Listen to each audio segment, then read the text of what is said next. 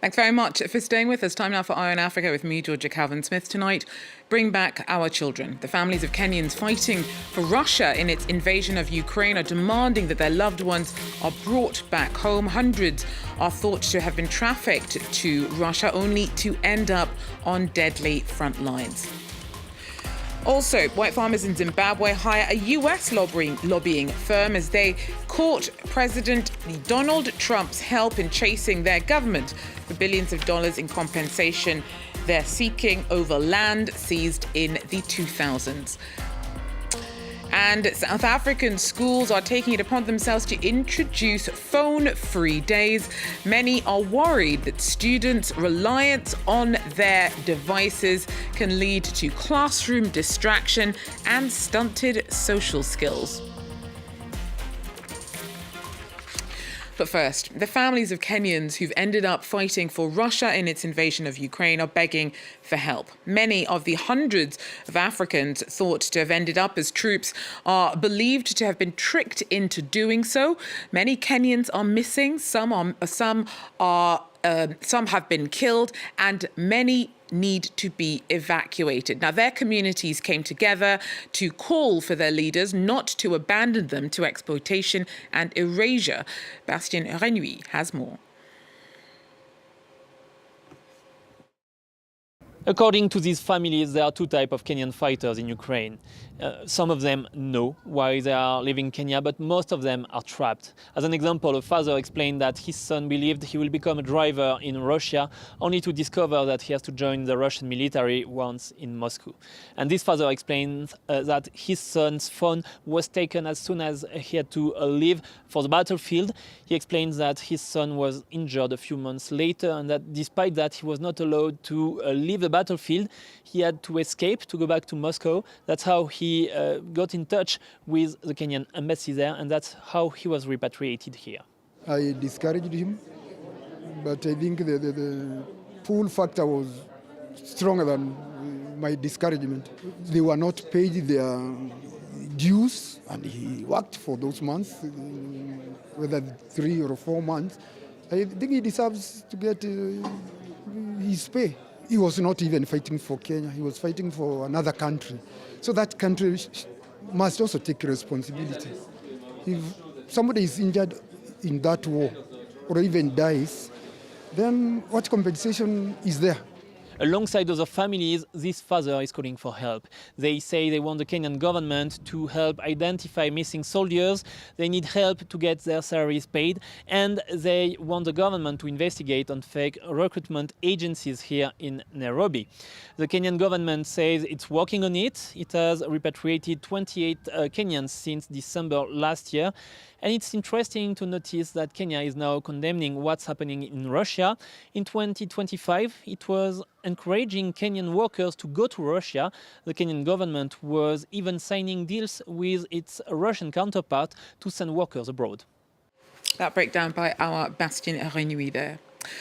Look now at some news in brief. Prosecutors in London described how Nigeria's ex-oil minister allegedly took bribes and enjoyed luxury perks offered by oil industry figures, hoping to get favourable terms for state contracts.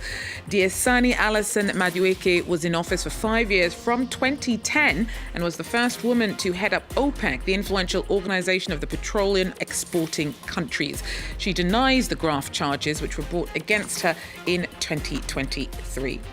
Well, staying in Nigeria, its army claims to have rescued 11 people kidnapped back in October. The 5 men, 3 women and 3 children were taken from Gada Malamanan in Kaduna State. Their rescue reportedly came after armed gangs tried to move them through the bush at night, and they were spotted by troops using long-range surveillance kit. Now, kidnappings for ransom along the Kaduna-Abuja Expressway have become increasingly common. Also, Rwanda's suing the UK over London stalling over payments for a controversial agreement between Kigali and the former British government, which would have seen the African nation take in migrants deported from the United Kingdom. Now, current British leader Keir Starmer scrapped that deal when he took over in 2024. About 276 million euros have already been handed over to Kigali, and a further 57 million plus had been due to be paid in April. The UK says that it will fight Rwanda's legal challenge for the cash. Now, rights activists are warning that Uganda's recent presidential election has led to further crackdowns from President Yoweri Museveni on civil life and rights. Opposition candidate Bobi Wine was forced into exile after that vote that he says was fixed. Meanwhile, in a climate of fear and repression, defending fundamental rights has become reportedly increasingly risky. Accused of leaking electoral data, Sarah Birete has been in detention since December 30th. The jailing of this prominent civil society figure has come to symbolize the steady shrinking of civic space in Uganda.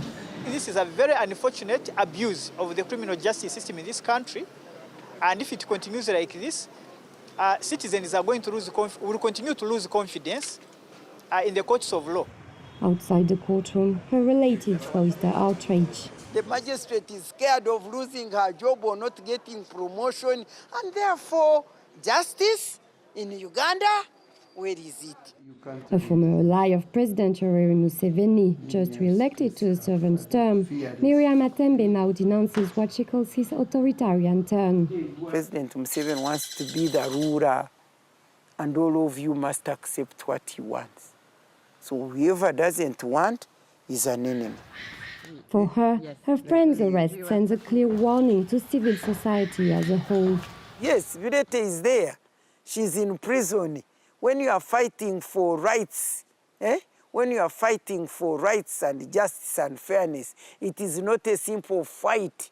It costs lives. If I keep quiet, who will fight? Defending public freedoms now puts activists in the regime's crosshairs. Just a few weeks ago, we met Judith Atim at the Center for Constitutional Governance, a public policy watchdog. Since then, this NGO has seen its operating license suspended. How long is this going to last? Will the permits be restored? Shall we be able to go back to work soon enough? Or is this something that is going to drag on for a very long time? And that uncertainty is what makes it very uncomfortable. One electoral chapter has now closed for Uganda. What lies ahead is a period of uncertainty for its checks and balances. Well, white former farmers in Zimbabwe have turned to President Donald Trump for help as they try to chase their government for billions of dollars in compensation for land seized in the 2000s. They've hired a U.S. lobbying firm to try and make their case in the heart of Washington. Sharon Masingayu tells us more. In 2000, the then Zimbabwe President Robert Mugabe encouraged invasion of white-owned farms by black disadvantaged farmers, saying this is to correct colonial-era injustices. Around 4,000 white farmers were forced off their land. This led to Zimbabwe facing sanctions by Western nations. The current government, led by President Emerson Mnangagwa, agreed in 2020 to pay the former white farmers $3.5 billion in compensation for the seized land, but the compensation payments have been slow.